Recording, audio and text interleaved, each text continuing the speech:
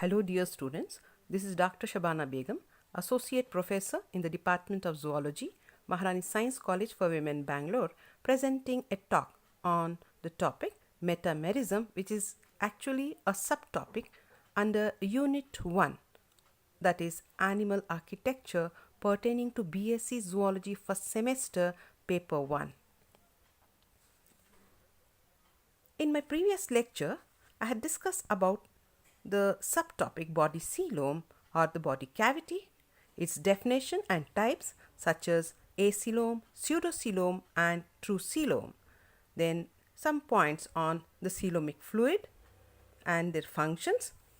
Then the types based on the development of coelom such as schizocoelom and enterocoelom, along with the significance of having a body cavity or a coelom.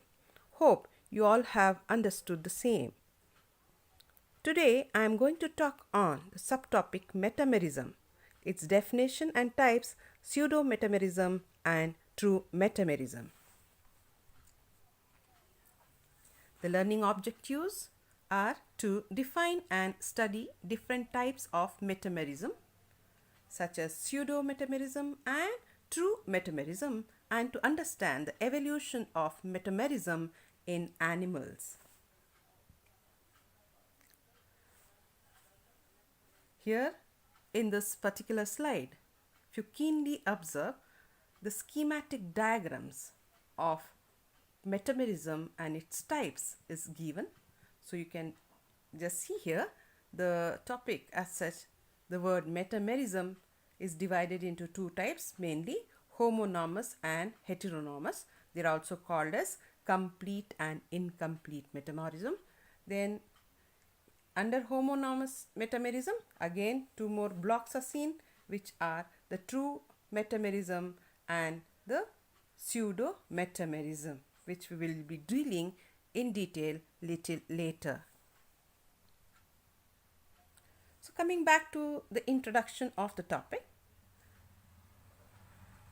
the word metamerism is a Greek term meaning, here meta means after and mer is part. So metamerism is the condition when the general segmentation of bilateral animals involves longitudinal division of the body into linear series of similar sections. It's also known as metameric segmentation, and each section is called metamer or somite or segment, and each of these segments has repeats of some or all units of organs. So you can always repeat the serial segmentation of the body along an anterior posterior axis is called metamerism. Then this term is used only when the organs of mesodermal origin are so arranged.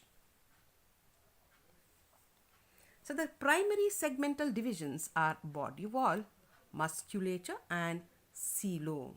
This in turn imposes a corresponding metamerism on the associated systems. Longitudinal structures like the gut, main blood vessels and nerves extend through entire length of the body, while structures like gonads are repeated in all or only few segments.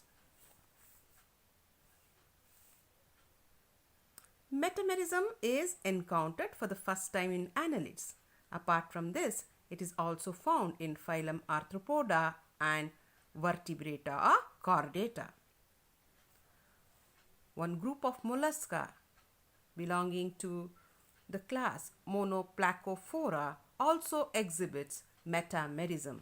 Tapeworms show pseudo-metamerism or strobilization, which is not true metameric.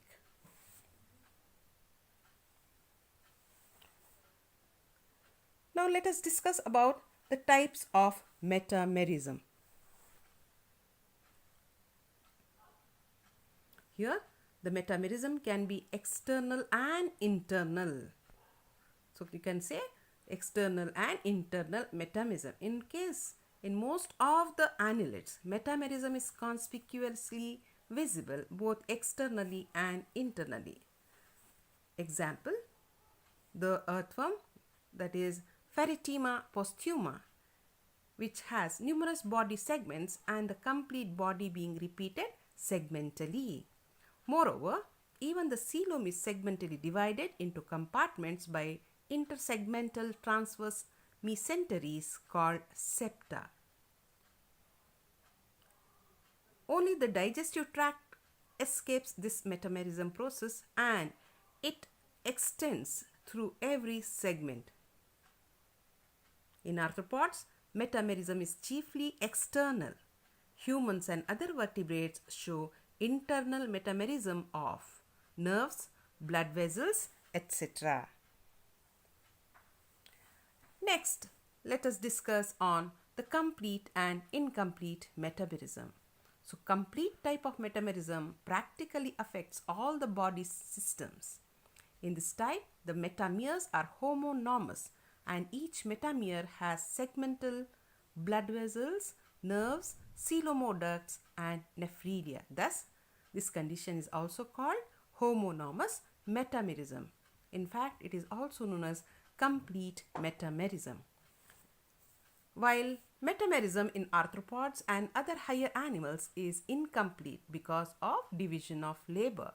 Consequently, metameres of different regions of body vary considerably. Such a condition is called heteronormous metamerism or incomplete metamerism. The larval and embryonic stages of arthropods and other vertebrates show complete metamerism with uniform metameres, but these metameres become unclear in the adults succeeding specialization. What is meant by true and pseudo metamerism? So, I have just mentioned the homonormous metamerism or metametry is simple and very similar segments are produced in worms and related animals. It is further grouped into true metamerism and pseudo metamerism.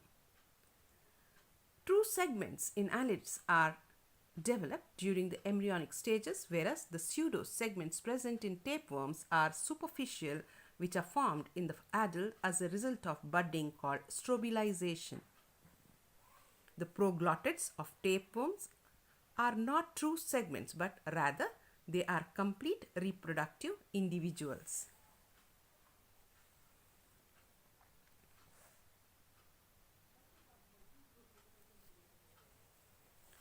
Here in this table, some of the differences between true metamerism and pseudo metamerism is presented. You please read this.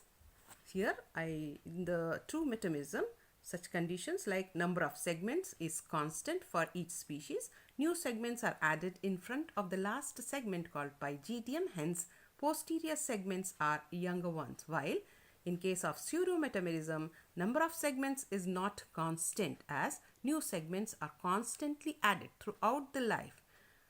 During growth, new segments are added in front in the neck region, that is proliferative region, and hence the posterior most body segment is the oldest one.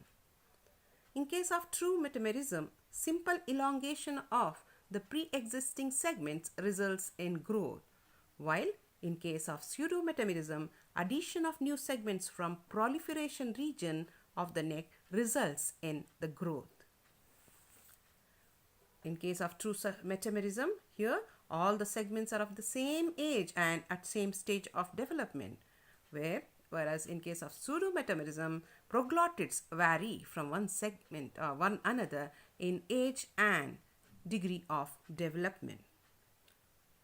All the segments are integrated and interdependent functionally. They work in coordination and preserve the individuality of the body. This individuality of the body helps in locomotion in case of true metamerism. The example is annelids. So, annelids will show true metamerism. While in case of pseudo-metamerism, the proglottids or the segments are independent and self-contained units as each of them have full set of sex organs, excretory and nervous systems. Each proglottid is productive unit developed for detachment. For example, such conditions are seen in case of cestodes like tapeworm.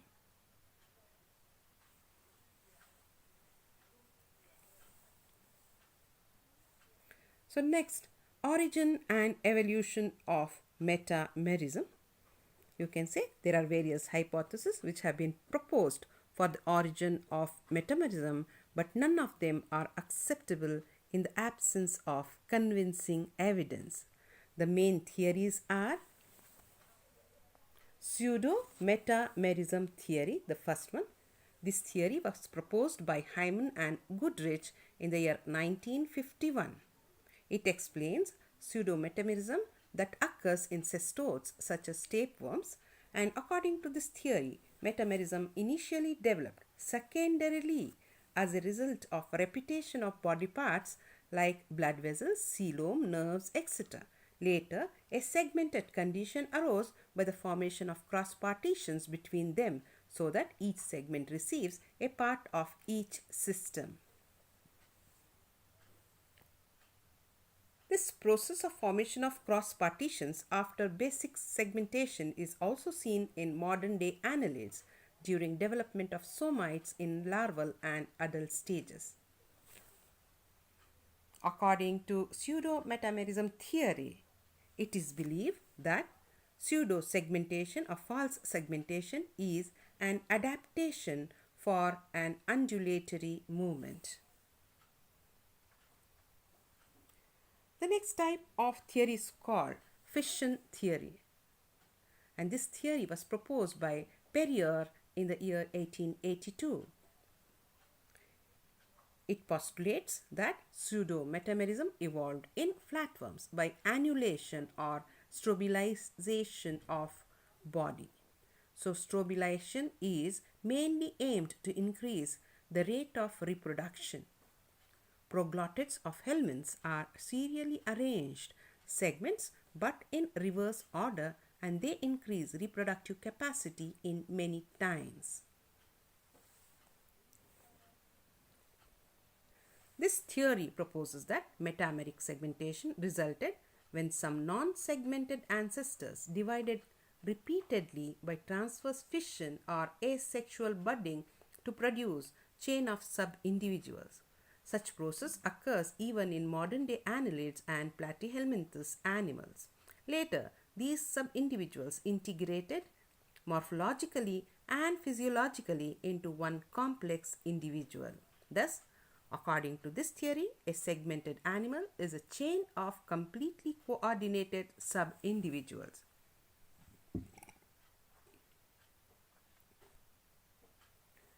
The third theory is called cyclomerism theory, proposed by Sedgwick in the year 1884. According to this theory, metamerism in chordates evolved for better arrangement of organs in coelom. This theory assumes that coelom originated in some ancestral radiate actinozoan coelentrates through the separation of 4 gastric pouches from the central digestive cavity. Initial division of 2 pouches resulted in 3 pairs of coelomic cavities, namely protocoel, mesocoel, and metacoel in ancestral coelomates. Later, loss of protocoel and mesocoel led to unsegmented coelomates like mollusks. Then the subdivision of metacoel produced primary segments, leading to the development of segmented annelids. This provided septine compartments in coelom in which organs could be arranged in a better way. The phylogenic assumption of this theory is that all bilateral metazoans were originally segmented and coelomate, and those acoelomate unsegmented groups like flatworms lost these characters later. Next theory is the locomotory theory. This theory is proposed by Clark in the year 1964. It postulates that metamerism evolved in annelids as an adaptation to locomotion of different kinds. It evolved independently in chordates for locomotion, which was previously carried out by lateral undulation of body in primitive aquatic vertebrates. Annelid metamerism probably evolved for burrowing. So metamerism allowed myotomes or muscle bundles and nerves to be arranged segmentally for better coordination of undulatory movement of the body.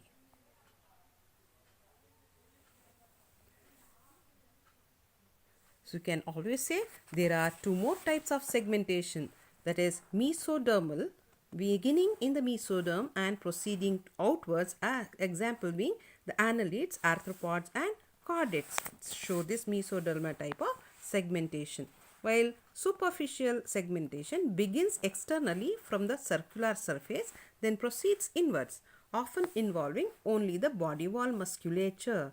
For example, acanthocephala show superficial segmentation or metamerism. The kind of segmentation encountered in tapeworm is mesodermal, but differs from true segmentation as seen in annelids. In annelids and arthropods, new segments are formed at the posterior end, while in tapeworm, the neck is the zone of proliferation. And one more point you should remember, it is believed that metamerism has evolved twice in the animal kingdom. First is annelid arthropods. In annelids as an adaptation for burrowing. Second time it evolved in the chordates, as an adaptation for undulatory swimming movement. Finally, the significance of metamerism. How metamerism helps the body of the organism. So it has provided effective locomotory mechanism, as the coordinated contraction along body generates efficient body undulating movement in an inching pattern. So here, in case of annelids itself, when you take into consideration, the circular muscles helps to elongate the segments one by one, and the longitudinal muscles work to constrict or shorten the segments, hence showing slow inching movement or pattern. The fluid-filled coelomic compartments provide hydrostatic skeletons for burrowing. Accurate movements can take place by differential turgor pressures affected by flow of coelomic fluid from one part of the body to the other. Different segments can be specialized for different functions, leading to the development of high grade of organization. It is not clear marked in annelids, but well developed in arthropods. The example being the spermathecae, clitellum are involved with reproduction, thus regional specification of the body with proper division of labor is exhibited. So what is the outcome of the study? So at the end of this lesson, in a nutshell to say, we have studied that the metamerism is the repetition of homologous body segments. This type of development can be seen in annelids, which are earthworms, leeches, tube worms and their relatives.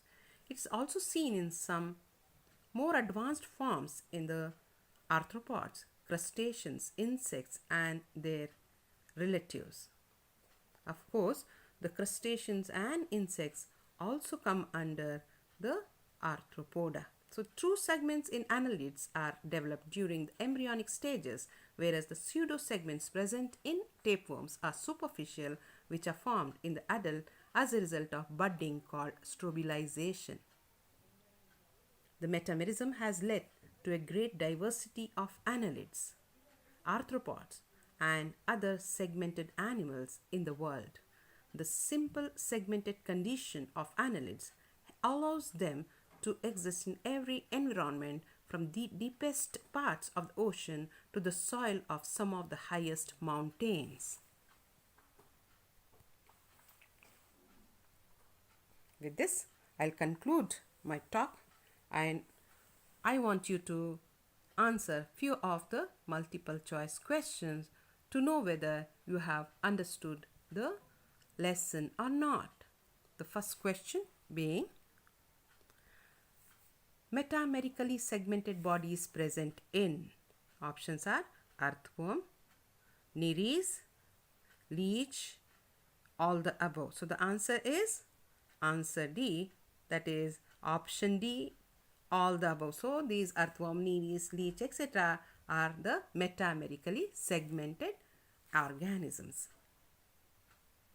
The second question, metamerism or metameric segmentation is characteristic feature of porifera, mollusca, annelida, platyhelminthes forms. The answer is option C, that is annelida. Third question, how many number of segments are present in leeches? So the answer options are 32, 33, 34 and 45. So the option C is the correct answer. So the body of leeches has 34 segments in them. Next question, an animal with metameric segmentation or metamerism is. Here options are housefly, earthworm, roundworm, planaria. So the answer is option B, that is the earthworm. One more question. Metameric segmentation is the characteristic of. Options are platyhelminthes and arthropoda, echinodermata and annelida, annelida and arthropoda, and D is mollusca and chordata. The answer is option C, that is annelida and arthropoda. One more question. Annelids and arthropods are similar in that they both have.